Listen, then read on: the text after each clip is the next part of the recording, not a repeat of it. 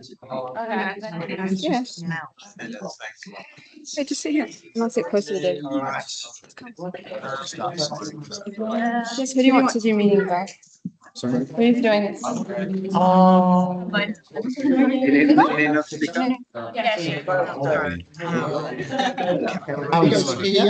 not on the sticker. Yes, thank you. Fly as well. Look at that. Yes, thank you very much. Thank you, sir. Oh, thank you. Don't might have issues. Oh, the angry emails that didn't come off.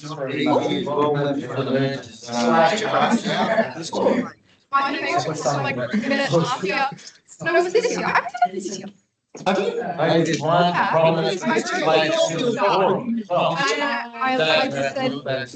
good. And everyone was like, and then I like put it all out anyway. Damn, okay. Yeah, that's fine. I'll do it. Okay. Pen though. I also don't have a pen. Again, in the best case, I have one. I have an extra one. Can I just have it after? I really don't like this room. People are signing. Yeah, I don't like this room. To me, this is. If you guys see the boys, you know, the table in the boys. Oh, yeah. It's looking really nice. I still have no clue how they're going to do it. There's no way there's so many people in We're just going to have to zoom in and then I'm like, Yeah, but you need to tell people who needs to zoom in. in the back of my head, I'm like, no way. Oh, yes.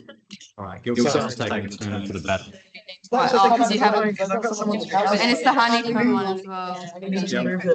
My favourite one. The best one. Has everyone signed in? Let me check. Get out. Yeah, this is. Yeah. And the camera doesn't know what it's doing. It doesn't. It's actually so funny. How are we doing, guys? How are we doing, Mitch? If he watches it back, because it's sort of in the middle. Not working. He doesn't watch it back. No, Usually put it in the student services committee minutes that I'm recording it actually. Yeah, well. I think the thing was accurate. It's not zoom in on me, Morgan. I mean, it's not started. It's illegal for us to be limited. It's okay, I'll turn it off. It's illegal. It's illegal. My lawyer. Wait, can someone online say something so we know that? Hello? Oh, yeah. No. I see if the speech come back. Or just like react like a thumbs up or something. So I don't know whether the Where's video is that? going to work. It should work. Yeah, so you. Okay, I'm assuming that was a yes. Let me see. We'll see how that goes. It's not every day. She does have a friend. I don't have one yet.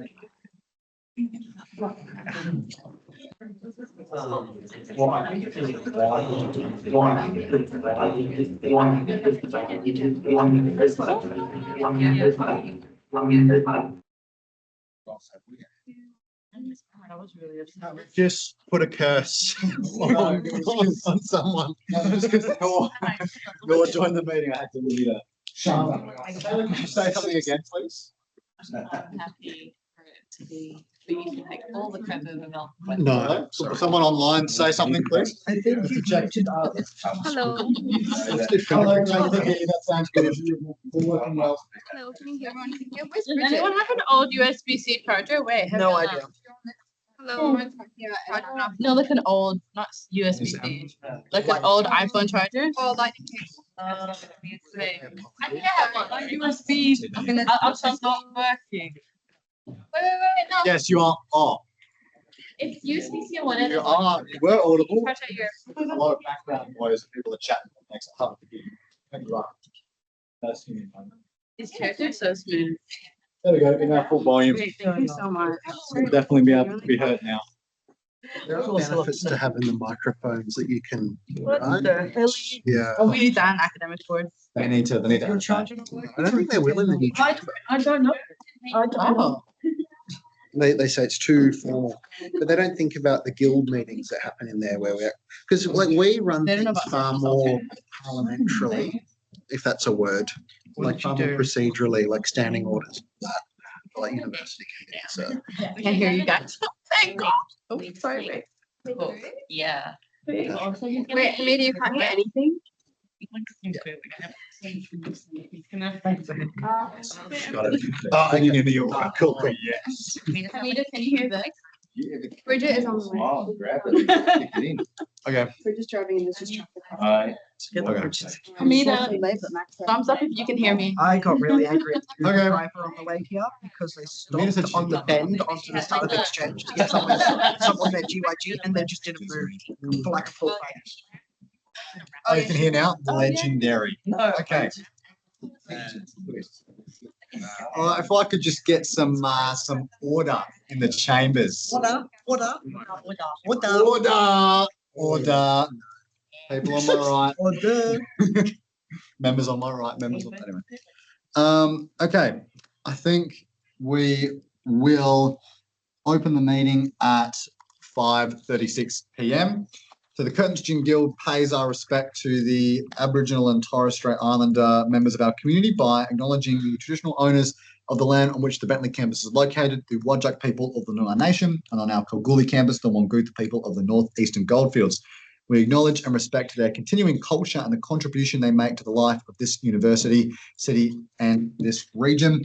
Members present, we've got Dylan Noor, Hadia, Tani, Morgan, Finn, Joanna, Vivi, got Hamida online, myself, Ebony, Suhaila, Isabel, and we've got Vernon, Natasha, and Myra as others present. And then apologies, I have Bridget as coming in a little bit late, and then Emily and Max are absent. Move to item 3, disclosure of any potential or perceived conflicts of interest. Are there any potential or perceived conflicts of interest? Yes, Morgan. Next one, 6.4 and 6.5. Okay, what's the nature of your They're about Morgan. About me? Right. So Morgan has got a conflict of interest 6.4, 6.5 because it is about them. What would the council like to? Yes, Ebony. Be able to stay during while we discuss that. Is that not the right thing? Yep. Yeah. Usually in the phrase of a motion, do you believe? I move that Morgan be able to stay during the discussion of items 6.4 and 6.5. I'll second it. 6.5 is, oh yes, But not Yeah. vote. not vote or vote. Vote. Oh, not vote. Wait. yeah, not vote. Not vote. Okay. Sorry. And seconded by you, Tony? I'll second All right, so the motion is that Morgan is able to remain for the discussion of 6.4, 6.5, for item 6.4, 6.5, but not vote. Does anyone have any comments or wants to speak on it? Seeing none, all those in favour? All those against? That motion is carried. All right, we'll go to minutes of the previous meeting and circular resolutions. Item 4.1, previous meeting minutes. We have a motion that the Guild Council approves the minutes of the previous meetings held on the 23rd of April as a true and accurate record of proceedings at those meetings. Moved by Noor. Can I get a seconder? Thank you, Morgan. Noor and Morgan as moved and seconder. Would you like to speak to the motion? No. Are there any further discussions on that motion? I would like to comment that I said that Dylan's description of the reports as good was mistyped as saying that council said it was good. What's this, sir? Minutes. It was just you moved the motion for the reports last thing. And I said that I like it noted in the minutes that Dylan said that the reports were good, Oh. and the recorded minutes said that council said it was good instead of just Dylan. Anyway, all those in favour? All those against? That's carried. Now move to item 5, reports to 5.1, the President's report. Dylan, your report was submitted. Would you like to speak to it? My report, yeah. We a lot of good things happening at the moment, to be honest. Our university merger campaign, if you don't have a sticker or you want some more, come and grab some, was launched today here on campus. The focus of that is to start the conversation with students to raise awareness. So that worked really well. So thank you to exec and Tarson, who helped out at the barbecue today. We're doing that jointly with the Murdoch Student Guild, and we'll just continue to do so. I was just looking. We've had over 70 sign-ups to the campaign as of now, which is good. So we'll just continue to keep having those conversations with students and to continue to raise our views. There was a motion that was passed at the AGM as well that's coming later on in today's meeting. We launched our Running on Empty petition last week that was calling on a number of points around parking and transport. Significant win out of this campaign so far is securing free parking for both exam weeks each semester, which will save students and staff up to $68 in yellow parking fees over the fortnight, will lead to less students being slugged with fines, which is a huge win for the Guild and for students in general, and I think overwhelming support for that. We're finalising our report into the state of on-campus housing, which will be published during the mid-year break. We will outline a number of findings in that report and make a number of recommendations. As discussed last council meeting, our work with Make Renting Fair WA continues. The state government has now announced that no-fault evictions are going to be banned here in WA moving forward, which is a fantastic win for the Guild as part of that broader alliance, and is likely the single most important improvement to renters' rights in decades. We need to keep pushing, though. A lot of students live in more insecure accommodation.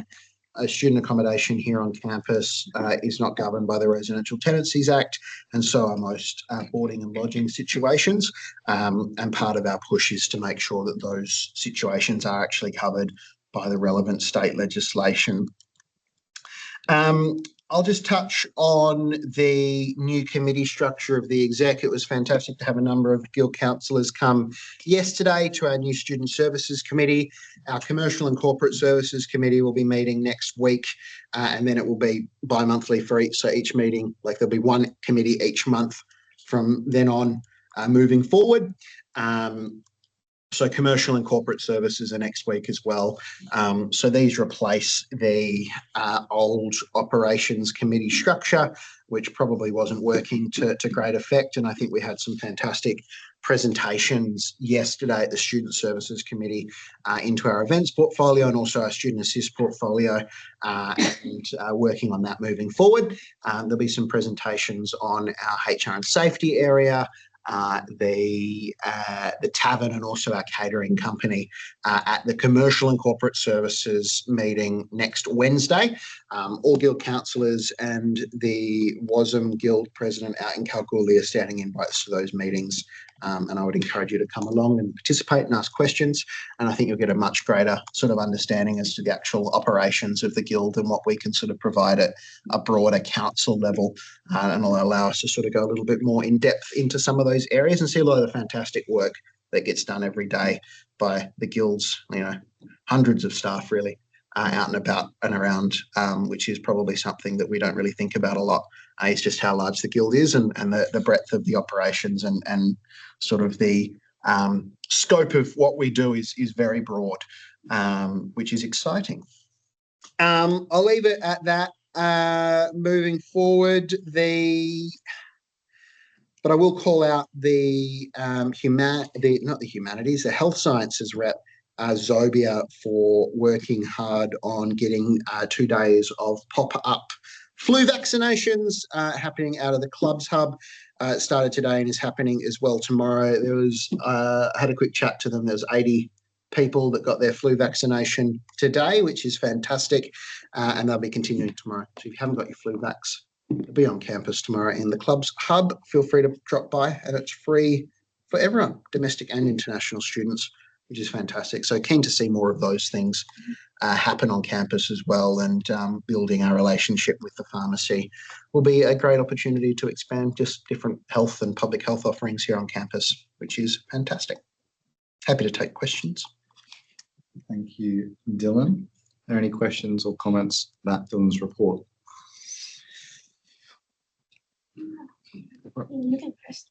Mine was more of a comment. So Oh, okay. So I just have one question. Is that about the parking campaign? Because I know it's like really good to have free parking during exam weeks. That is what I really want to have during the campaign seasons as well. And so I'm just asking because we mentioned it a few times in the meeting before. We were saying like if we can have some permits for resident of housing. And I'm just wondering if that can add on to the campaign, like for the parking campaign. Is there any? Yeah. Yeah, absolutely. So as part of our ask at the moment, we actually believe that student renters should just have free parking included in their rent. So that would be a similar system and would need to happen. I mean, we took that to the chief operating officer, and in his infinite wisdom, he said that already happens, which is just wrong, and it goes to show you actually say that. how out of touch some university executives are. So we've provided that information to him. And have said, look, if you're not going to move on free parking for residents, there needs to be systems in place that mean that residents don't need to be turning their parking on all the time, or being charged sort of the absolute maximum rate, which is the only other alternative. Because if you're, working and you're actually not parking on campus during your peak times because you're off-site, you'll end up paying for parking you're not actually using. So there does need to be movement there, and we've raised that. Yeah, absolutely. Yeah. We'll keep pushing on that front. Thank you. That's crazy. You'd think in almost all like residential actual apartments, if you rent like in the city, they'll give you there's like a tenant living area. So it's definitely not an unreasonable ask. It's a lotto system how it works at the moment. So there's some free parking, but it is a lotto system, like a random draw. Yeah. Just off the back of that, it also favours students who have been in housing for longer because it's drawn in some cases before a lot of students get their induction and actually know that you have to go through that process to get parking. So that you when I was at Vickery, you had students who'd been there, for 3 or 4 years, and they got parking every semester. And then the new students who were coming in, they didn't really have a shot. So yeah, it's an ongoing issue. But the other comment I was just going to make off the back of Dylan's report is the Student Services Committee was really great yesterday. Learned heaps of new stuff about the Guild, and all the staff that were there answering our questions as well did an excellent job as well. So look forward to going to these in future. It'll be great to have some other people come as well.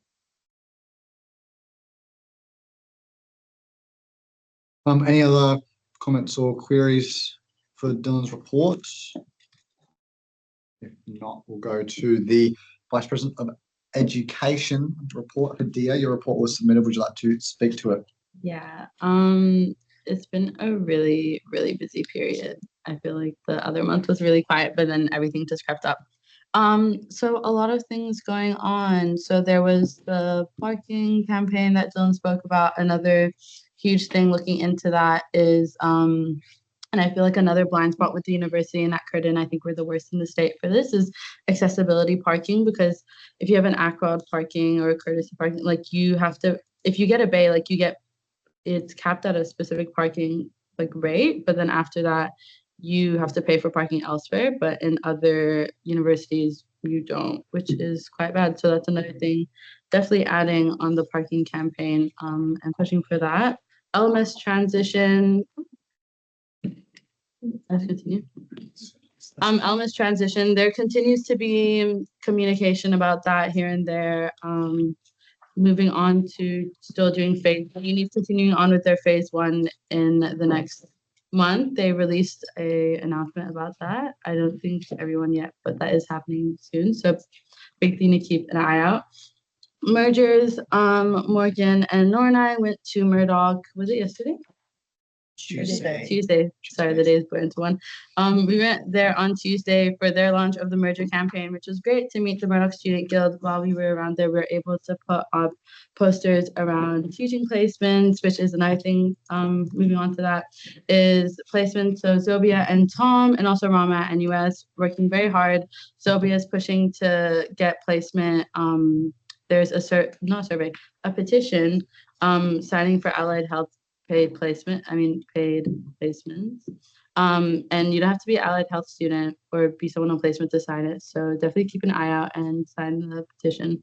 It's really great. And then next week, Rama, I, and Tom, who's the humanities rep, are meeting with Tony Booty, talking about a lot of things happening right now, mergers included, but also placement and a lot of reform to our teaching placement system right now. And a bunch of, and more stuff. So if you have any questions, feel free to ask. Cool. Yeah. Thank you, Leah. Any questions or comments regarding Hadia's report? Yes, Dylan. Just wondering on the scheduling Yeah. governance group, would be Mhm. cool to give a little bit more information on. So like, are they booking a class is being booked and then the class doesn't happen at all? Like, it's just like, or is it that students aren't going to class and then they're not? So with the scheduling governance group, students basically aren't going to class, or there'll be things where like, so basically they put it in 3 categories where it was lectures, computer labs, and I don't remember the 3rd category, but computer labs were shocking. Like students, like for the first couple of weeks, because they go around with the ticking. I don't know if you've ever seen where they count people. And the first few weeks for certain computer labs were like 0, 0, 0, 0, like not a single person was in that class. But then there's another huge issue of staff are always like, we need more classes, we need more classes. And there are the issues of students sitting in the stairs on lectures, which I actually didn't know that, but that was apparently a huge thing. And there was a lot of conversation about that. And there turns out there actually was space in the lectures. There just wasn't move around. I don't know. But yeah. So it's that students aren't going to classes and it's just like not being like really managed right, to be honest, because for a lot of these classes, students, like it's guided labs that you do yourself. So like a lot of students don't go because they can do it at home. They only go because they have a test once a semester, which they actually have to be there for. So for the rest of the semester, it's 0, 0, 0. But then that one day, it's like a huge group of people. Which I did suggest that it would be really good because students are always looking for study spaces, to have that place open for students and like more advertisement, because I don't think students are told enough about all these extra spaces on campus that you could potentially study in, especially with computer labs, because I know people probably who do engineering and other stuff, like it's so hard to find somewhere that has like all the software and then you end up having to download it, but like your Mac sucks, so. And then you use it and then you're at risk of, oh, you need to move now because there's a class that's going to use Yeah, it. Like, so if there's like a clear, it would be great to have like a clearer schedule and stuff, but yeah, they definitely came at it more of a sense of how do we get more classes in there, but yeah, okay. Yeah, 100% agree. Any other comments, questions for Hadia's report? Ebony? I was just going to ask on the LMS transition. I know, like, I've heard lots of different things from student staff around the university, especially since the security breach with Canvas. Have you received like a clear communication from anyone in the university about what is actually happening? There actually recently, after I submitted this report, there is clear communication. Basically, staff weren't able to, like they locked off Canvas for a while, and then just a couple of days ago they allowed all the staff to go back on there, so it delayed their transition to LMS, but they're still going ahead with doing phase 1, phase 2, phase 3 of letting courses into Canvas simultaneously with Blackboard. So there are still some courses that are gonna move on to Canvas in June, July. I think July. But yeah, still happening. Okay. Any other questions? Do your meetings with the academic board like include discussions about assessment 2030? So assessment 2030, ooh, that's such a big conversation, but assessment 2030 is spoken about genuinely everywhere. So I sit on courses committee and LSEC, and it's also discussed on academic board. But I think since I think the discourse has kind of paused right now because they're all like, we're in a transition period, so nothing concrete's happening right now. But speaking of that, I've just gone in touch with the director of Assessment 2030 to get me more involved in, because they have a lot of meetings surrounding like AI policy, which is actually another huge issue. I just don't think there's not enough structure outlined for staff and student use of AI, because it's like really unfair because students are like, you have to like have secure assessments, blah, blah, but you don't know how much the staff member who's literally teaching you is using AI. So I think there's a double standard there. But with Assessment 2030, it's spoken about in all like meetings, but right now it's quite died down in conversation. Canvas is definitely one of the bigger ones, but it's still something super important and like yeah. So still in conversation with the people who like are doing assessment 2030. So if you have any specific questions, like let me know. I can just add up because our academic board executive today, Hmm. which is the pre-meeting, so there'll be a big assessment 2030 presentation at next week's academic board meeting. So we should be able to provide a little bit more information after that. That makes sense because Ashley has been really quiet on the assessment 2030 part Yeah. recently, actually, just as you mentioned that. Cool. Are there any other comments, questions about today's report? Seeing none, we'll move to the Vice President of Activities report. Tani, your report was submitted. Featured again. Sorry, I know. I got put on 4K again, bro. That's crazy. Anyway, would you like to speak to it? I'd love to speak to it. Hello, good council. A month is too much in between. I miss you guys too much. Yeah, few events since we last. Of course, there was World Week, which is obviously a bit of an upgrade to Sustainability Week. A really big push from Dylan Morgan, who sort of approached me about changing that one up, and I think it turned out to be something pretty good, despite the conflict on the name. But I thought it was a much more well-rounded week. We had some really good things, like we had the coffee cup discount, we had the welfare, great joke, on the Wednesday, and the community dinner on the Friday. We did have all the sign-up spots taken for that one, but as any free event, like the turnout was a little bit low, but it was some really quick pivotal thinking to pack those up, and we ended up giving out those meals in the library. So our goal of feeding hungry students, and it started a lot of conversations. I think sometimes we forget as people in the office to get out and really go talk to people. So it was a really awesome opportunity to do that. Big shout out to Morgan Mills, our Vice President of Sustainability and Welfare, who helped a lot and took a lot of questions from the team for this event. I think that was a good by the end. Yeah, other than that, we also had Barnyard Bash, which was introduction to an all ages sort of tab party, and that hybrid sort of trying something that's like very activity based, but we still have a tab party, and those who are underage or don't want to be in a drinking area can still come. I think it was pretty successful. It definitely could be a template for future events, definitely a few learnings as well. But overall, really good time. If you came along, you probably showed me up in line dancing. I was quite bad at it. Also, again, David caught in 4K. That is now my react to everything. That's so wild. That's so crazy. So crazy. We also had our first CATSI event that was headed up by Mir Accessibility Rep. That was a really good platform for students across universities to come and really speak about accessibility issues across campuses, and know that they're not alone and that we all need, that universities all need to do better. Upcoming, we have Riff Rumble tomorrow.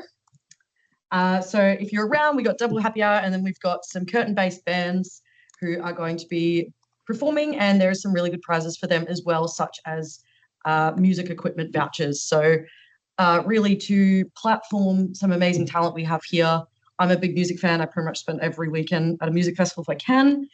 So yes, one of my big goals this year was to have a very music-focused event. So I'm very excited for that tomorrow. Team also worked really hard. Shout out to Shelley, who brought it to my attention very early in the year, that the Student Experience Network runs a tertiary music competition. So they are actually a sponsor of the event, giving us some prizes and things like that. And everyone who is performing tomorrow will be filmed and given the information they need to be able to apply to that tertiary music competition, which is a big national music competition. Get to go and do some cool things like be on Triple J and stuff like that. So it's really cool that we can help artists here at Curtin do that. And we also have Stress Less. That will be next week. If anyone wants to help with Brunner, desperately need some help with Brunner, it should be great. Got Snack Cart coming, got a funny little video coming your way to lift some spirits as well. Did some more filming. Yeah, other than that, been, of course, helping broadly with the exec with the merger campaign. So making sure that we had the barbecue and the stickers and all been chipping in to make sure we have our part for that one. So it's been really good to actually see that get off the ground. And now it's a thing. It's here. So, yeah, that's all I have to say. I quite like the caution mergers slipping Thank you. sticker that you made there. Thank you. All right, thank you, Tani. Are there any comments, questions on Tani's report? Yeah, Ebony? Just like looking at the report and stuff, it seems like we've had a couple events with lower attendance than expected. I noticed in Vernon's report as well, it mentions Barnyard Bash as well. What are the plans moving forward to deal with this going into SEM2, whether it's like more of a cost of living or people have got different focuses and that sort of thing? But I'm just trying to figure out if we've got like a strategy to start dealing with it. Yeah, absolutely. Barnyard Bash specifically was the first time we've done a mid-semester party. So it itself was a little bit of experiment. We won't be doing one next semester, as we'll have the ball as kind of our mid-semester thing, which we are pretty confident we will get good turnout for that. I think it is trying to hug those sort of start and end of semester. And I'm sure Verna has some ideas, the events team has some ideas, but it's definitely making sure that they are accessible, making sure that they are not in those sort of like peak assessment times is really important, and making sure it has a really broad appeal as well. But yeah, open to any and all suggestions. And if anyone went to Barnyard Bash, some feedback on that would be great. But yes, I think there'll definitely be a plan. Some more transparency around the photo taking. Oh no, or James. No, kidding. Other than that, it was great. It was actually a great event. Yeah, I actually thought it was a great event. Yeah. And comments or queries relating to Tani's report? No. All right, we will move on to the Vice President of Sustainability and Welfare. Morgan, your report was submitted. Would you like to speak to it? Yes. So as with everybody else, it's been a very busy month. As Dylan has already mentioned, there's the merger. We had the launch today. I went to Murdoch on Tuesday with Nora and Hadia for their barbecue and launch. That was good fun. Campus is much flatter than ours. That was nice. The housing campaign is also in the works, as Dylan said. Along with that, I'm also working with Tarson on making a similar sort of report booklet thing specifically for international students, finding rentals and sort of the issues around that, rental scams, all that good old fun stuff. So I'm working with Tarson on that. The respectful relationships modules and the gender-based violence code late this month, at some point, I met with Jack Garrity and Eleanor Reid, along with Sarah, to discuss the new gender-based violence code that has come out post the report, as well as their updates to the respectful relationships modules. I pushed for them to instate that they have every 3 years students redo the module as sort of like a refresher quiz that they need to pass, and if they fail the pass, then they must go on to redo the whole module itself. Originally that was set at if any student took a leave of absence for longer than a year, and I went, well, if someone studies an undergrad, a postgrad, and then a PhD without taking a break because they're insane, that's a long time to not do the module. So yeah, not do life. Yeah.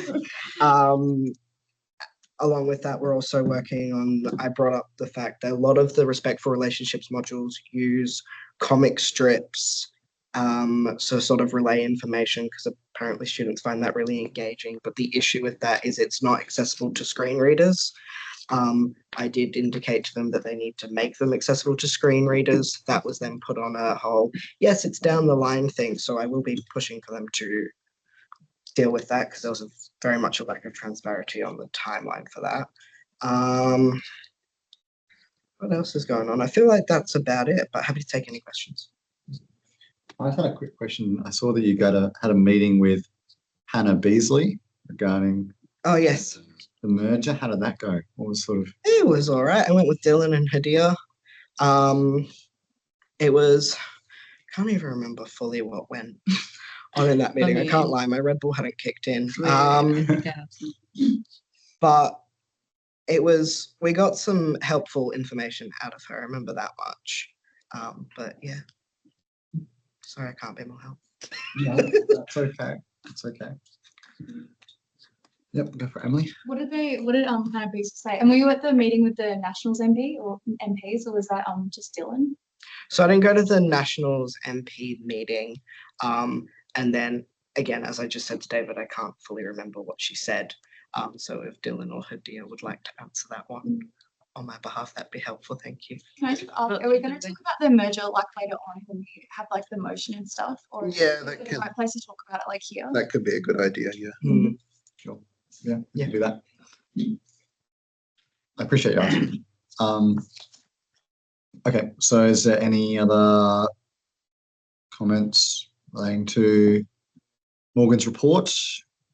Seeing none, we'll move to the Secretary's report. Nor, your report was submitted. Would you like to speak to it? So it's long because it covers the period from last City Council where I wasn't here. Not too much more than what everybody's already covered. We had our AGM, so we officially approved last year's audit report and annual report. Thank you to everybody involved. Thank you, Vernon and Moira, Natasha, and of course George and Tanya. Ongoing collaborations with Murdoch Student Guild and the NUS State Branch for the merger campaign. Hadia and I are working on the content plan for the next 2-3-ish weeks so that we can hopefully build it up a bit more, and we've also got some other plans, but like I said, we'll talk about that a bit more.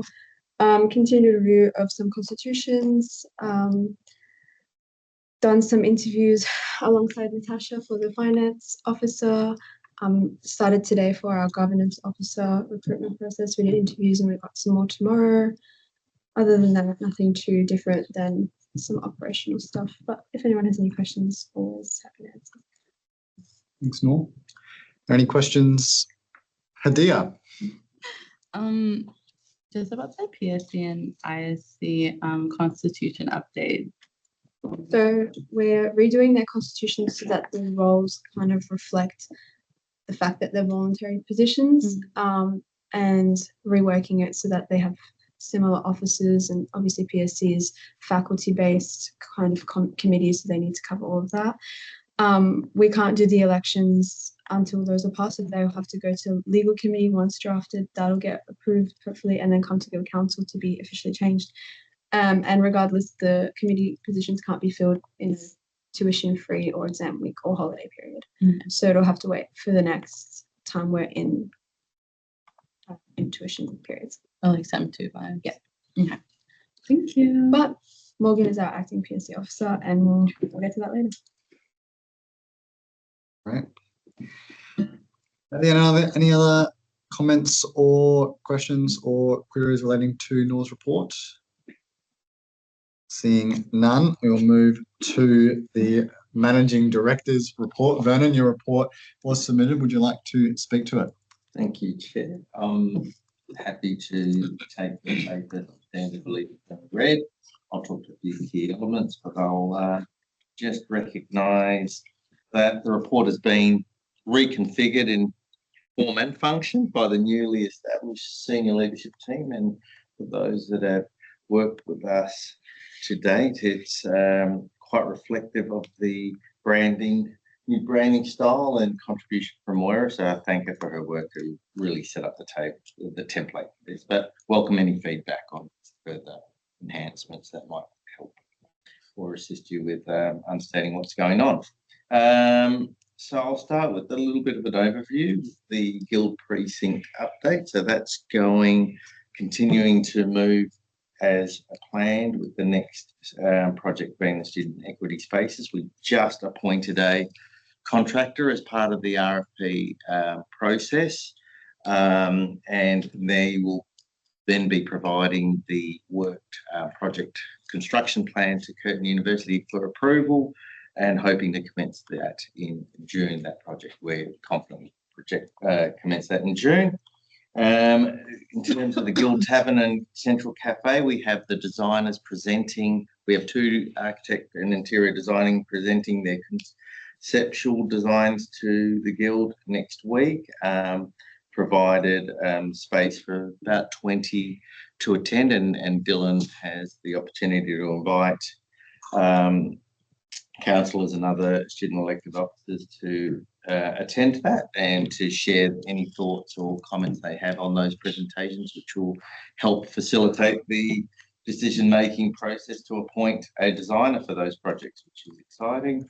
And also during the month, we met with the university regarding the Angazi Cafe coming back online in a couple of years, albeit, but they got the architectural drawings and designs for the cafe, which we met with them and discussed, and are providing feedback on those. So that's what's going on in the facilities space.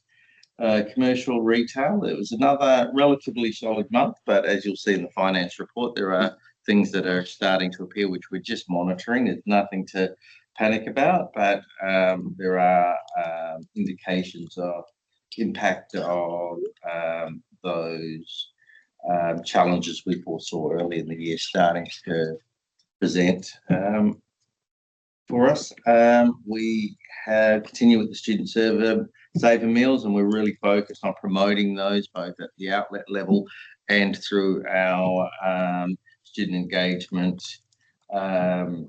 strategy. So we thought we'd just provide you with some statistics on what is where and how they are selling. There was a little bit of an anomaly with Malacut where the staff there weren't aware of the toasted cheese sandwich being a student special, but that's been now rectified. No wonder the students didn't know. It's the staff didn't know either, yeah. And so there was also a May promotion, breakfast promotion done by Tanya and the team, and that's set out there. In terms of, we just tested a online remote ordering solution that we're looking to launch at the Library Cafe. We're just trying to work through the bugs and the logistics of how that actually works in operation. So we had a team today doing some live testing down there, which is, you know, for the most part quite successful. There are some items we need to address moving forward before we do a full launch, but that was really promising. And recognition to George, this has been quite a complex and frustrating project for George, and he's pursued through with that, and yeah, so real recognition to George. Catering and kitchens, new head chef Christopher at the tab, get around him. He's doing a great job. He's really lifted it in both in product quality and the processes and the services, but also in the team, you know, culture and dynamic in the kitchen. So he's been a really positive addition. So, and moving on, I mean, they've set out some of the work we've been doing at the tab. I really wanted to recognise Vanessa, Anna and the team who have done a big job this year in moving the tab forward. And Kirribilli Catering is moving in line with budget, and they recently launched their first live cooking station activation at an event, which went really well, and there's ongoing interest in that. With respect to the corporate services and the student services reports, the GM said that they're happy to take them as read, but welcome any request for elaboration on any of the items, or happy to take questions on those as well. Any questions or comments or queries relating to Vernon's report? Finn? As for the commercial pressures, I was wondering what point the gross margin pressure warrants or triggers a formal pricing review? Yeah, that would be the last resort. So we built up some capacity to withstand that. There is no metric that we would say if gross profit margin reached a certain metric. It'd be combined with looking at what our reserves are like, what that pressure is looking like moving forward. So have we at a point in time where a GP margin is under significant threat or challenge, we would assess other factors that go, can we withstand ongoing pressure without raising prices? It's always an option, but it would go through executive if that was a strategy that was being recommended, if it was felt needed. I don't think, hopefully, touch wood, we'll need that this year. There are other levers to pull, like our rostering, like our product offering, and it'll really depend on how it trends moving forward. Just to elaborate on it, it's the thing we're noticing and we're observing that we're bringing to our attention is the margins moving month to month are decreasing, which says that the raw material prices and the transport prices are increasing at a greater rate than our capacity or sales volumes are able to counter. So, yeah, to answer your question, price increases would be the last response, the final response and that would be done only if we feel that the impact of these pressures will be sustained and there are no other reserves or levers we can pull to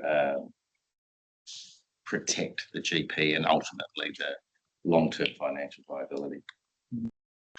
I just have a quick question. This might be more applicable for Myra, but just looking at because I love my stats, looking at the website stats, just in terms of the sessions by source medium, I think I brought this up at the student services community we had on Wednesday. Do we have a way to be able to track whether or not they're coming from, say, the Instagram link in bio or our socials? So I noticed it's got Google organic, and then it's got Bing, and then it's got emails and secure payments. And I feel like Instagram and stuff would be pretty high up there in terms of the references from, their page onto the Guild website. I'm wondering whether whether I'm just wrong and it's just people don't, or whether we're not able to see that in the stats.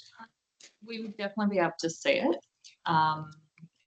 So what I probably need to do is make sure that it's linked, it's coming through accurately. There's like a pixel that needs to be installed. I'll need to check with the team whether that's set up. We can get that set up, which will do it.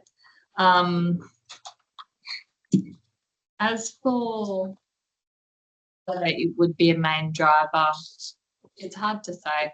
I feel that the way that Instagram makes you go to the bio and then track it down just isn't that user friendly. Facebook, I would expect to have a lot more, but Instagram, I've always kind of seen as being quite a bit lower, even if the followers have been higher.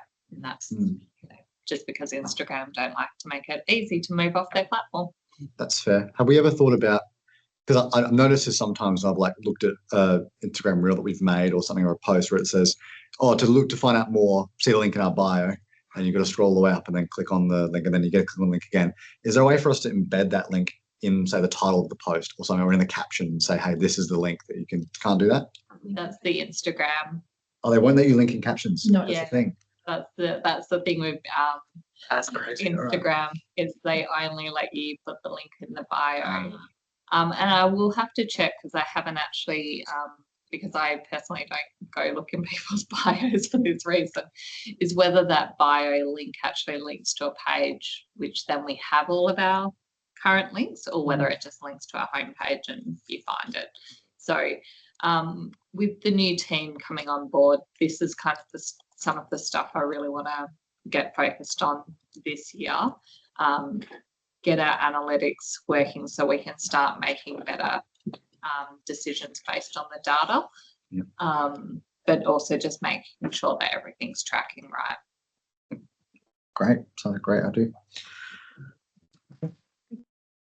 Oh, Ebony. Yeah. Sorry, just off the back of that, with links and stuff through Instagram and that sort of thing, how much do we use Instagram stories? Because I know you can directly link stuff through there as well for events if you are RSVPing and that sort of thing as well. Yeah, I mean, I think we use stories quite a bit, especially probably predominantly on event days. It was just a suggestion.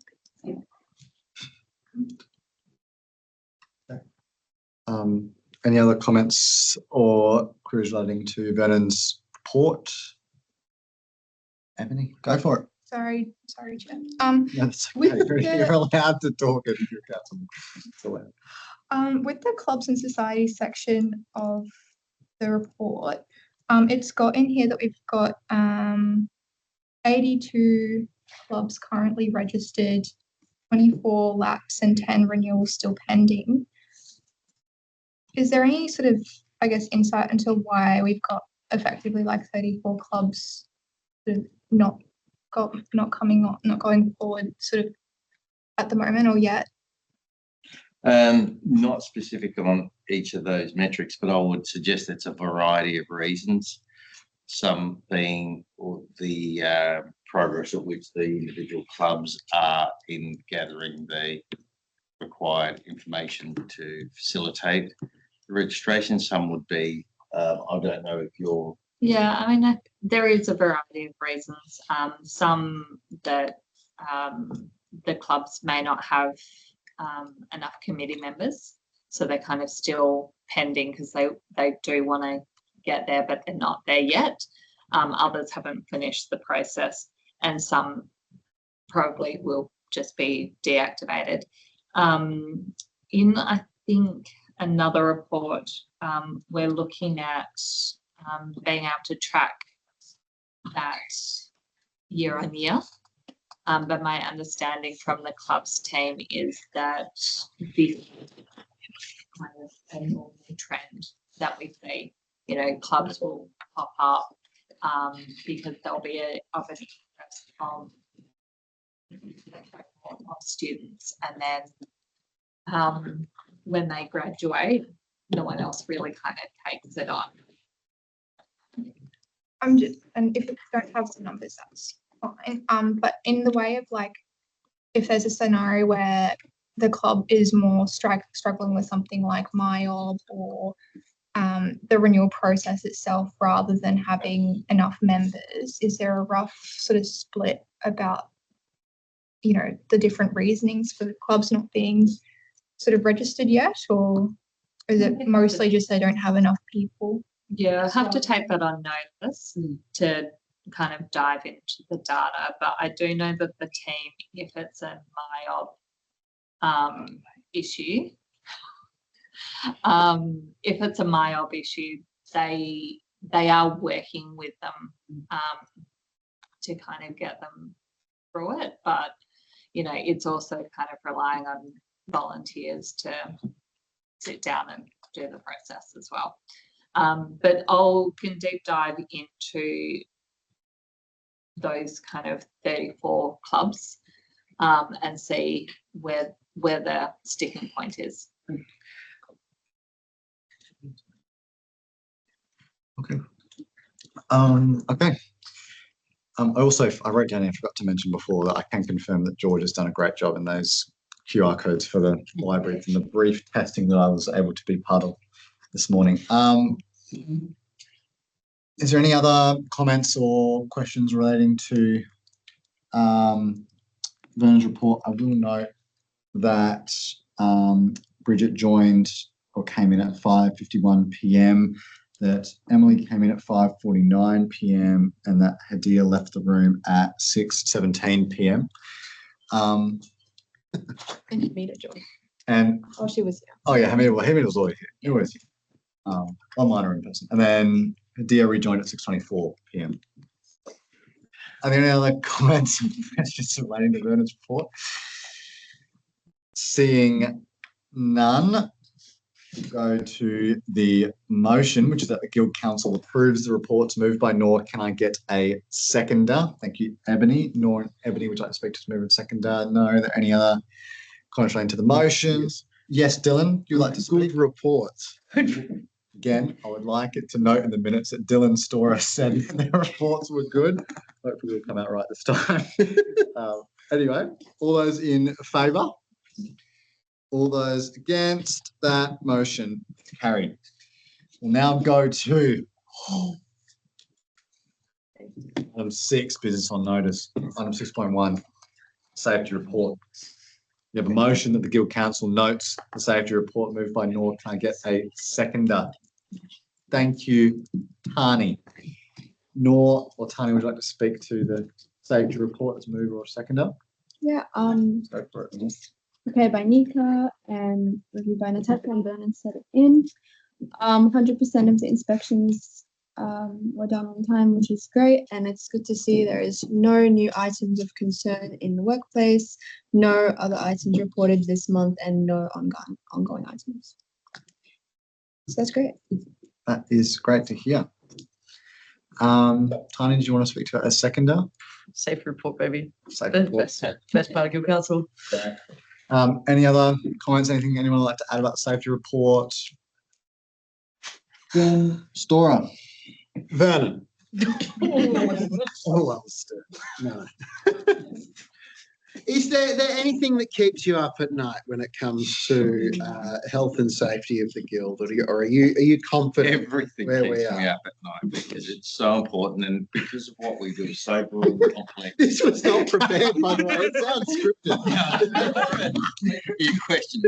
No, it does, because we run a complex organisation that combines physical and work and dealing with electricity, hot oil, moving coffees, and so I'm always aware and alert to the safety risks of operating the guild, but there is nothing specific that I'm aware of that we should be urgently concerned about. I think we're growing with the new GM Corporate Services support and focus. We're growing our awareness and approach to how we manage it. We're developing a new risk framework which will further enhance the way we and holistically look at risk and safety. We're working on manual handling training and just a review of how we do that. So I'm comfortable we treat it seriously and we invest time and resource into it. I recognise that it's still a growth area for us and for many organisations, but yeah, I'm pleased with the rigour and the process we've now got with our monthly inspections and the importance that's been relayed to the outlets to complete them. And they've responded really positively, so I appreciate that and recognise that. Did you want to add anything? No, only that we are working at it from numerous levels. So even from a property level, we're working on the portable equipment, which we can confirm is our responsibility as tenant. Yeah. We're working through even things like today, Vernon did buggy training. So we're working through to make sure that we've got the Have you been correct. driving the buggy before the training, or no? Okay. No, I hadn't. So we are putting staff through appropriate training that they need, and we're constantly looking at efficiencies in the commercial businesses, as Vernon was saying, around manual handling and the risks that we have there. With myself coming on, we really want to look to a risk focus organisation, especially from commercial, just making sure that not to the extent of a mining organisation, but from our point of view, just to say it's risk first focus kind of thing. Cool. Thank you. Okay. Are there any other comments or queries relating to the safety report? Not, we'll go to a vote. All those in favour? All those against? That motion is carried. We'll now go to item 6.2, which is a finance report. We have a motion that the Guild Council notes finance report moved by Nor. Can I get a seconder? Thanks, Ebony. Ebony, would you like to speak to a seconder? Thank you. No, Nor is out of the room at the moment. Are there any comments? Anyone would like to add anything to the finance report? Seems no. Okay. We will go to a vote. I think some of this was, yeah. Okay, great. All those in, well, actually, I'll just wait for more coming. Just give us some time. Hey, Nora, did you want to say anything about the finance report? Oh, that's okay. No? Okay. All those in favour? Okay, great. That motion is carried. We'll go to item 6.3, which is the AGM University merger motion. You gotta learn how to close the door, girl. What do you Fine. think? No, getting drunk. But guys, sorry. It's fine. You're learning. Um, I hate this room. what's that Is that on recorded? record? Can we make sure that's noted? Okay. What did you say, Dylan? Can we ensure that it was on the record that called it a Chungus room? TSA. Hearsay. Ebony is a law student. Do you have anything? But anyway, we'll move on. Item 6.3, AGM University merger motion. So we have a motion that the Guild Council adopts the recommendation of the annual general meeting held on the 6th of May. Jesus, felt like longer ago than that. But anyway, that Curtin Student Guild unequivocally opposes any proposal to merge, amalgamate, or otherwise consolidate Western Australia's universities. There are a list of 3 actions, which are that the Guild Council publicly communicates its opposition to proposed university mergers in Western Australia, that the Guild advocates to relevant stakeholders, including the Western Australian Government, university leadership and sector bodies against any proposal to merge Western Australian universities, and that the Guild supports and participates in campaigns, consultations and sector discussions relating to the protection of independent and accessible higher education in Western Australia. That was moved by Dylan, seconded by Hadia. Nor submitted it.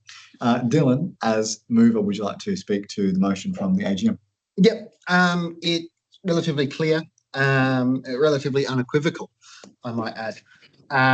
But it was passed overwhelmingly at the AGM and represents the view of our members. I'll note that there will always be a portion of people that have differing views, and I think that's the same with the Guild's position on any matter. But I think it's important that as the representative body of students that we represent what is in the best interests of students, and we don't believe merging this university with Murdoch or UWA or both is a good idea, and that it will result in major disruption that just won't benefit students in general. It will lead to years of uncertainty. It will, with time, lead to operational efficiencies, which it just means job cuts. That will mean that classes will be larger, that there will be more students for each tutor to manage. I think it's important to know that there are less student services, further, student representatives being further away from student members as well. It's important to note that university mergers will include mergers of guilds. So this is also existential to us as an organisation and as the governing body of this organisation. To adopt the view of our membership is very important. The work to this point has been really good. I think we've had some really good engagement politically and with the community. And I think that it is becoming clearer that it's certainly clear to people involved in this discussion what our position is. The Curtin Guild has taken the leading role in that and putting our case forward. But I think it's important to note that we're not just against this, we're for other things. We're for a state government that invests in students, invests in research, decorporatises our university system. And these are all the points that we want to pursue. It's not like we need to leave our universities untouched. There are important reforms that should be pursued, and there's an important role for the state government to play in this. But this is just not it. And it will not achieve any of the benefits it purports to. It will just lead to uncertainty. It will lead to job losses. It will lead to worse outcomes for students, like what we've seen in Adelaide. And it won't even lead to any increase in rankings or anything of the sort. So, yeah, I mean, we can keep discussing it, but I'll leave it at that at the moment. Oh, Hadia, did you want to add to anything at seconder? Yeah. I was just about the AGM. or the ACM? AGM. Okay, cool. Yeah, the motion was moved by like an overwhelming majority. I did have some conversations with students who didn't necessarily agree, but honestly, like once like actually speaking to them, like you realize that it's just so like they're just so misinformed, or like to them it's very, I feel like the misinformation leads to like idealism where people are like, oh, UW's not that bad, Murdoch's not that bad, but it's like all those things that make those unis not that bad won't exist anymore. And it's not just, we can't just have like one faculty like merge and then this, yeah. So I think that's why it's really great. Also that we're getting the word out there about what it is that most politicians, or what the like political landscape and the conversations even are about, because they're not in the way that like students would think it is, because honestly it's not even that clear. But yeah, that's it. Thanks, Dia. Go for it, Hamida. Yeah, I agree with what like a bunch of what has been said. And I think I'm kind of seeing this as like you know, just a continuation of the whole process of like, you know, corporatization of you know, universities. And then also just like viewing them as like sort of, yeah, businesses. I think it fits very much in that sense. And like the whole ranking system, I think just does no good in terms of actually like students sort of, you know, experience and like their education and all that kind of stuff. Because like, you know, it's not like the universities that rank the highest is like necessarily just like reflecting on like students and their education. It's like what's going to be the most profitable university for the VCs and like, you know, all that kind of stuff. So I think that kind of framing is just not useful at all to view it in terms of like what's good for students and what's good for the staff. And yeah, mergers are just gonna be quite the opposite of that, where it's just gonna lead to a bunch of job losses and students just being like in classes that have like in bigger classes where like there's less of a chance to have like time with the tutor, like asking questions. It's just going to be like more stressful for the staff that have to do like more and in less time, and it's just going to be, yeah. Right. Do you want to say, Emily? Go for it. Yeah, I wanted to ask because yeah, I guess like in the pamphlet it said or maybe it was on the website, there was like a campaign launched a couple of days ago. Yeah, has there been any like recent developments in terms of like the possibility of a merger? I mean, yeah, or like is this just kind of like a proactive thing, like the campaign? I mean, it's largely proactive. What was confirmed yesterday at budget estimates was that the report is before cabinet at the moment. So, I mean, things can stay before cabinet for years as a way to reduce transparency into decision making. But the information that we have sort of indicates that there is at least some forces within government that really want a decision to be made in the future. There's not a lot of money I don't think there's any particular money put aside in the state budget to fund this. So that if an announcement was to say be made, the grunt work of that would have to be funded in some alternative way that's either not in the budget or wait until next year's budget. The governments are able to find money to do these things, so that's no sort of guarantee that it's not going to happen. But yeah, I mean, the facts are that there's a report that's before the cabinet at the moment, and it's important to ensure that our views are clear on this whilst the cabinet's making decisions.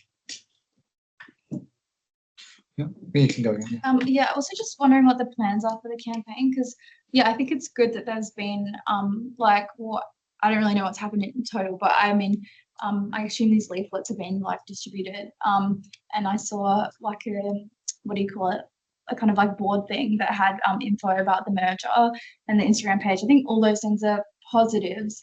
But I think like looking through them kind of Dylan's report, I was pretty shocked, to be honest, to see like that you met with Nationals MPs, and No doubt you are. like Nationals MPs like are pretty like close to being like just fascist, really. Like, I mean, yeah, like they're just obviously more hard right than the Liberals, no friend of students or staff in universities. They're, you know, total backers, even more so than the Labor Party, which is like a pretty fucking high bar of like, you know, neoliberal kind of reforms towards universities. Like it was the Liberals and the Nationals who tried to bring in $100,000 degrees, not to mention like the Nationals track record of, you know, just basically wanting to ban migrants from this country and villainizing migrants at every kind of step of the way, and just basically being like one nation. So I think that's a real problem if the head of this guild and of this campaign thinks that like these people could be our allies, like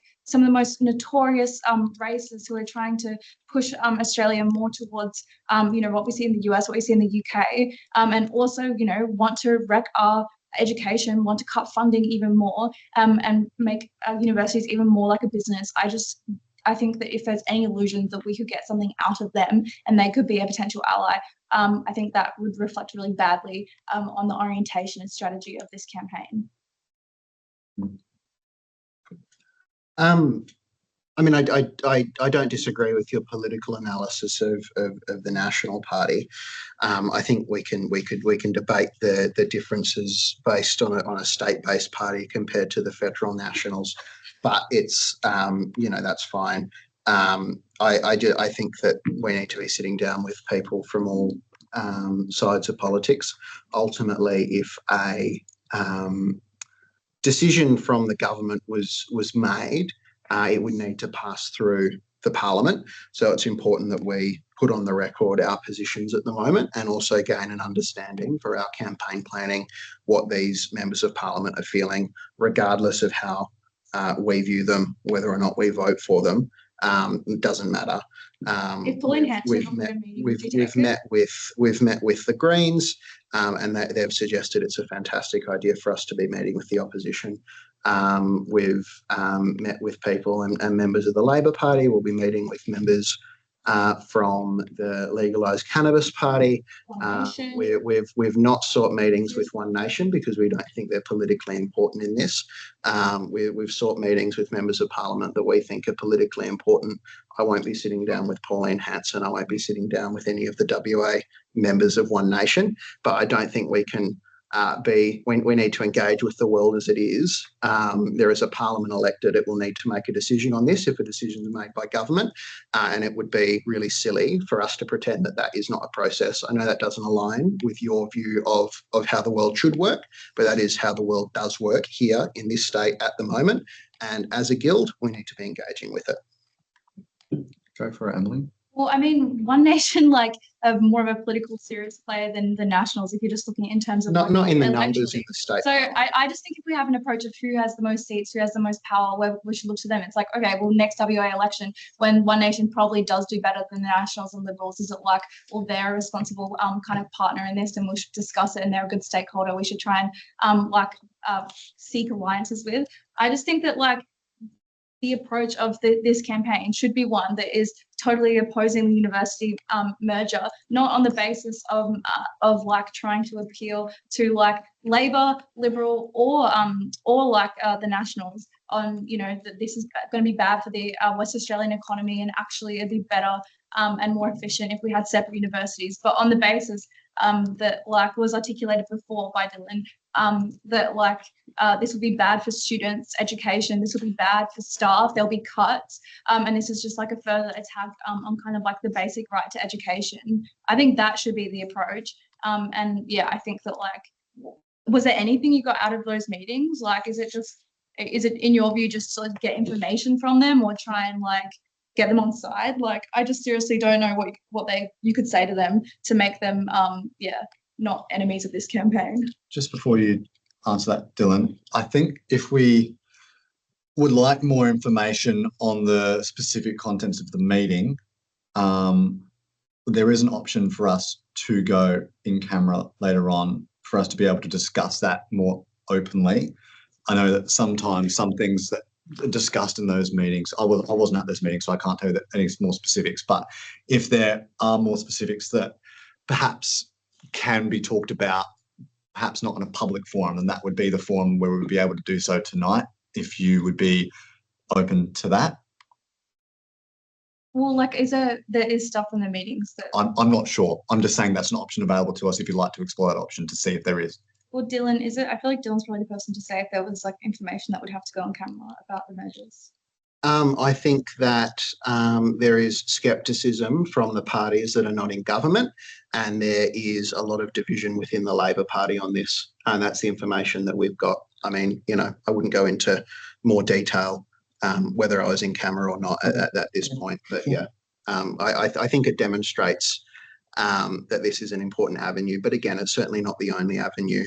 And look, we need to engage with the world as it is. Sometimes. I don't think the approach, I don't think you're changing the reasons for or against the merger regardless of who you're speaking to. No, Like you were sort of talking about, suggesting that Dylan was talking about somehow shaping it in terms of being good for the economy. I don't think that is the point that we're making at all. I think we're keeping the points the exact same, but just doing it to different groups of people, which I don't think there's anything particularly wrong with that. I was responding to what you said earlier. So you say to the Nationals, like, oh, this would be really bad for students and workers, and hope they care. Like, I just don't believe that. I mean, I think there is a lot of scepticism from the members. I don't think there's anything wrong with trying to argue to different groups of people, though. Like, if you hand your pamphlets out to protest to anyone that walks by, like, you're not going to screen them for their political preference. If they support your cause that you're going for, then you'd want to get them on board. People that walk by aren't responsible for like trying to villainize and create hysteria towards Muslims and migrants. Like, it's such a false comparison. I mean, yeah, I mean, it does say that the meeting went well. In terms of like, what was it that went well? Like, are they supporting the campaign? Like, are the Nationals supporting the campaign against the merger? Like, is that what went well? I feel like it's kind of useful to know. And then also, I think if you are, if based on the like kind of argument that you're making, that like you are open to meeting with everyone, that sort of it's interacting with the world and all that kind of stuff. Well, I think that kind of goes to sort of then mean like you're just open to meeting up with One Nation too. Because I mean, yeah, if they do get seats, then you kind of have to. So yeah, I think that argument does lead you to that conclusion. So I'm not really sure why one's like, if one's okay, the other one's not. But yeah, I'd want to know what was like good about the meeting. Like, against the merger. The meeting was collegial. The Nationals Party room has not made, to my knowledge, a definite decision on the merger. But there was, I think you can take away from public questioning that happened yesterday to the Minister in budget estimates, that there is a lot of scrutiny being applied in the Parliament, and that scrutiny is being applied from the Liberals, it's being applied from the Nationals, it's being applied from the Greens. I think all of those questions is, at the end of the day, a good thing for us and our campaign, regardless of where it comes from. I'll push back on the notion, because I did explicitly say I'm not seeking and I will not meet with One Nation. So I think it's weird to draw that line when I've said that.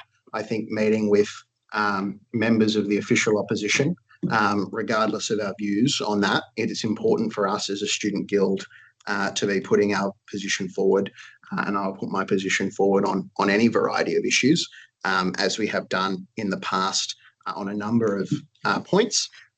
This is just the point of those meetings at this particular time. But yeah, look, it's been successful. I look forward to, I wish that we could have been meeting with some lovely crossbench MPs from WA Socialists, but that might happen after the next election. Well, I guess one question is, like, if One Nation do form government, or do form the opposition, like in WA, which is actually just like a fucking prospect, like if they are part of the opposition, like, would you meet with them? Or is this like a commitment that kind of like the Nationals are fine, but One Nation, maybe that's a bit too far? Like, I would be very surprised if Dylan was still around in 3 years' time. Yeah, you're getting rid of me. WA It election. doesn't matter. I mean, this lot might still be sitting on council, but I won't be here. But no, I mean, I wouldn't, as a matter of principle, I'm deeply opposed to what One Nation stands for. Well, what's the Nationals like? The Nationals are almost identical to One Nation right now, especially like under Canavan and Taylor. Like, Again, I'd say we're talking about the Those are blind state-based nationals. I redraw. mean, we can get into to lengthy debates. I don't vote for them. I don't support them. I don't canvass for them.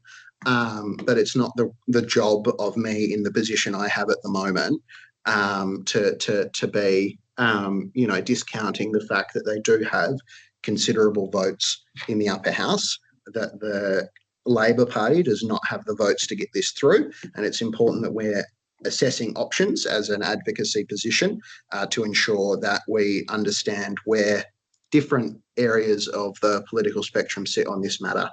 It's pretty much it. I just think it's a matter of principle for anyone that has like a left-wing vote in their body for it to be a red line to talk to the people that actually. Like, I mean, I know.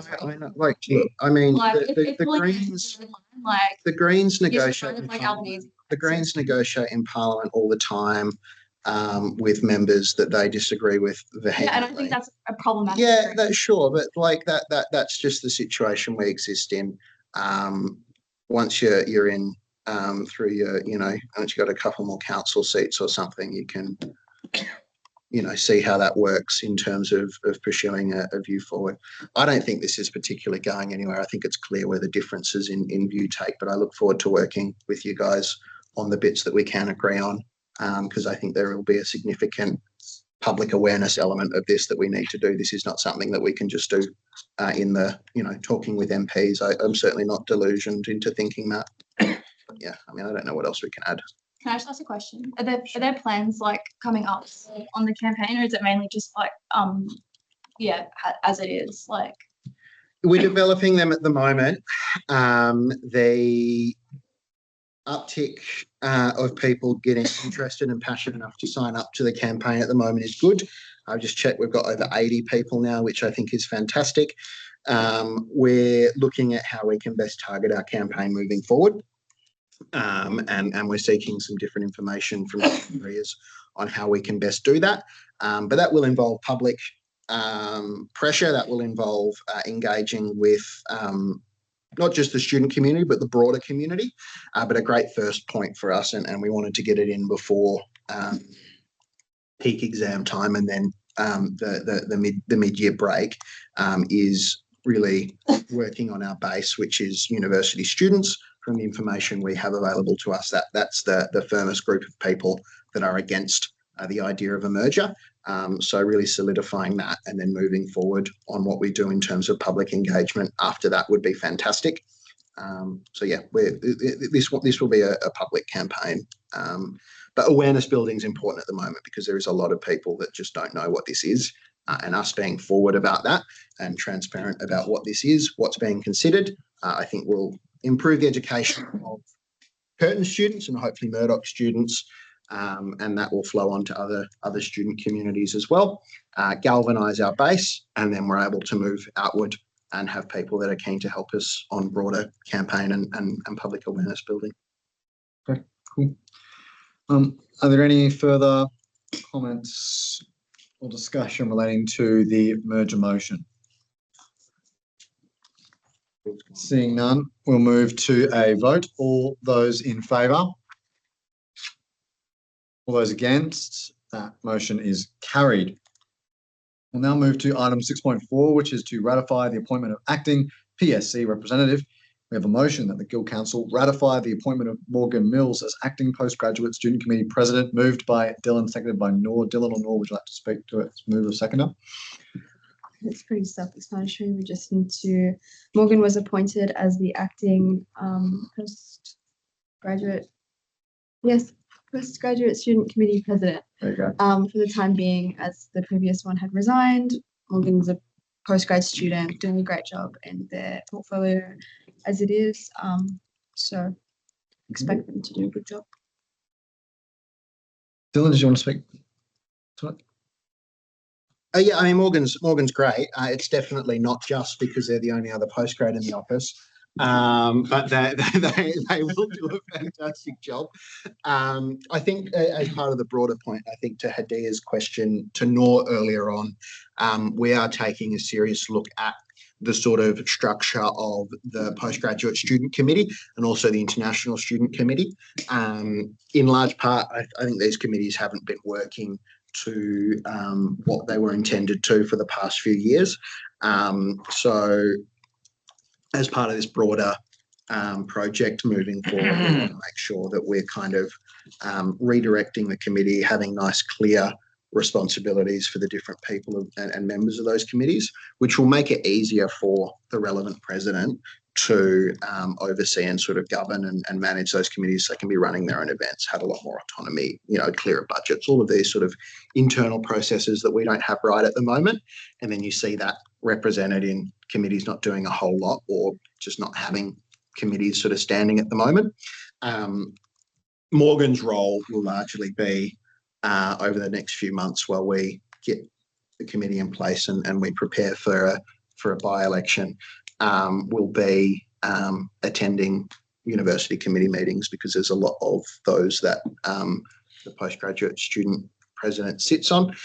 So it's just making sure that we're keeping that sort of high-level postgrad engagement in place, which is good. And I thank Morgan for carrying the flame for postgraduate representation at this university whilst we work diligently to fix it.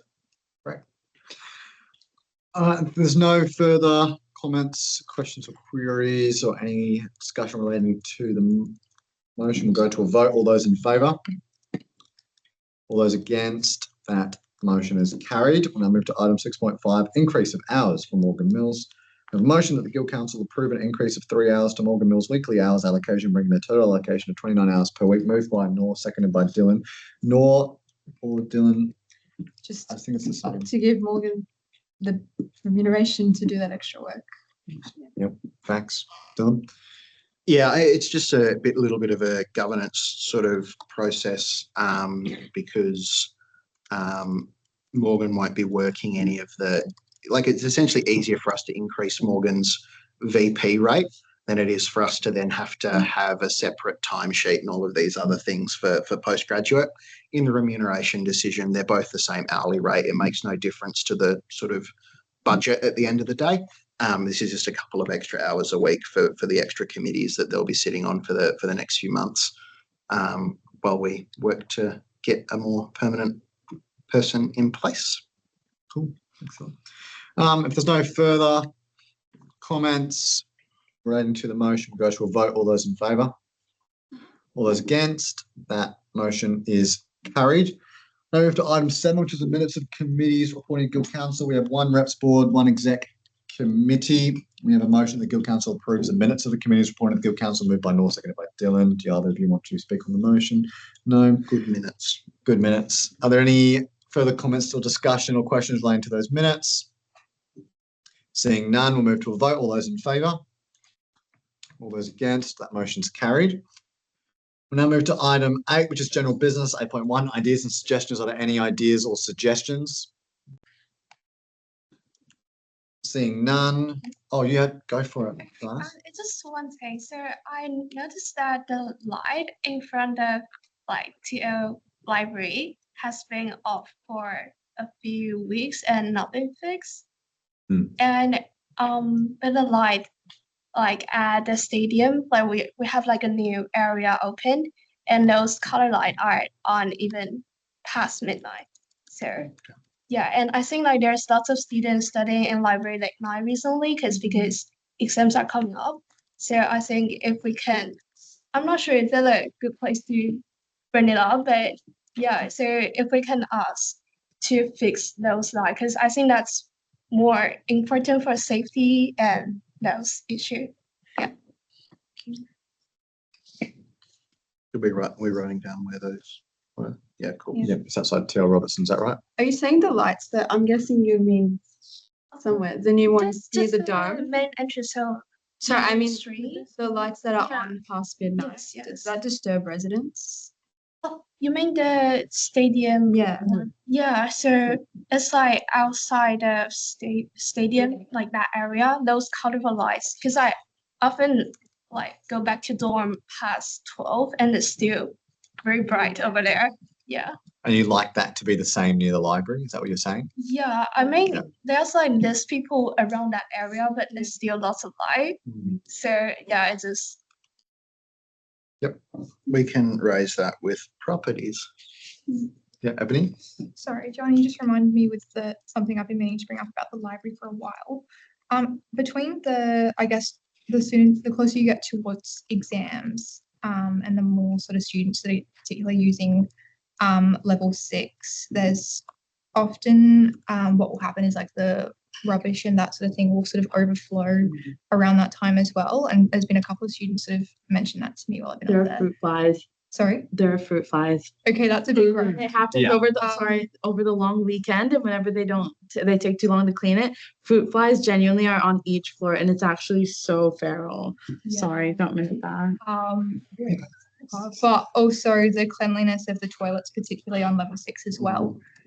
So I don't know if whoever's portfolio might be or whoever's in communication with the library, where it might be, to sort of say, hey, can we get like extra stuff happening around exams and that's the thing.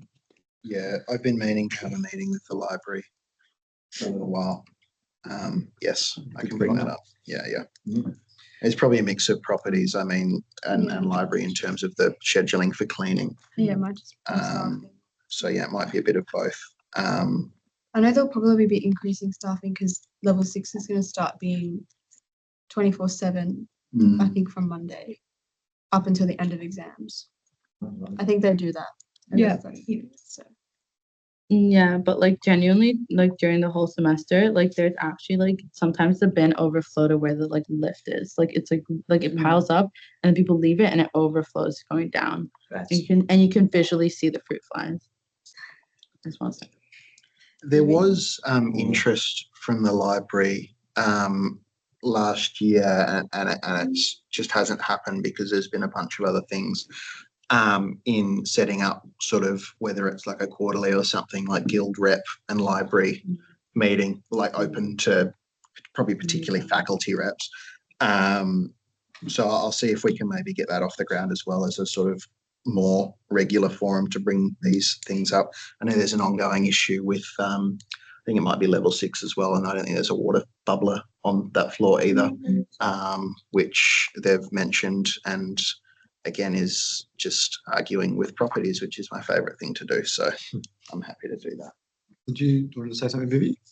Yeah, this is somewhat related, and I don't really know. This is speculation. But like every once in a while, when I'm staying like late at uni, just walking back to my car, see a bunch of cockroaches, and like I can't tell if that's just nature doing its thing, or maybe it's just like maybe it's something to do with the garbage management in uni. And this isn't just like from me, I've heard it from others as well. Like they just come out at night. I don't know where they are in the day, but like they spawn. Yeah. Like it's happened. I've seen it multiple times. We can ask some questions on the test program here. I know there's a rat outbreak. The rats don't run this campus, we do. It's like New York. So just off the back of that again is particularly at the older student accommodation, particularly rats and cockroaches are particularly bad, sort of generally around this time of year as well, when they're trying to find somewhere warmer to be. So it's a student accom issue as well. Are there any other ideas or suggestions or anything that council like to bring up? Seeing none, we'll move to item 8.2, other business. Is there any other business that anyone would like to bring up? No? Okay, cool. We'll move to item 9, the meeting evaluation. Ebony, you've completed the meeting evaluation. Go for it. So we've had some fantastic wins since last council meeting, particularly the banning of unfair evictions with advocacy through Make Renting Fair WA, free flu vaccines. So shout out to Zobia from that one. That's been excellent to see 80 students have already had their flu shot. And free exam parking as well is a great win. So well done, everyone. It's very well aligned to the agenda as well. And another values moment was when Noor said Chungus room. So yeah, and I think we also had some really great discussion on the AGM merger motion as well. Committee papers were good. We need to make sure that reports aren't misleading. Some of the reports were also in the wrong order as well. So VPA and BPSW were in the wrong way around. The layout of the managing director's report is really great, and I appreciated the tables and everything in there. There was lots of good questions asked, which was the strength of the meeting. Discussion around the student saver meals. Our last meeting may have helped contribute to the toasties at Mellicup. Is that right? Maybe? Yeah. A little bit? Yeah, that's great. Yeah. So that's the result of That this. no one was aware of. Well, hey, we're doing good things here. There was robust discussion on the merger as well, which is excellent. Suggestions for improvement would be reports in the correct order for ease of reading. And also suggestions for improvement is we shouldn't be muttering under our breaths when other councillors are speaking. I think that a number of councillors and exec should reflect on some of the unhelpful comments made. Values moments was the number of wins that we've achieved in this reporting period as well, which is fantastic. It was excellent to see a lot of the hard work pay off from reps and staff. And highlight as well was the safety report. So thank you, everyone. Okay, great. Well, in terms of next meeting, the next ordinary meeting of the Guild Council will be held on the 25th of June, 2026 at 5:30 p.m. right here in Council Chambers Medical School. Right, 410-208. Great. And I will close the meeting at 7:06 p.m. Thanks, everyone. Bye, Sarah.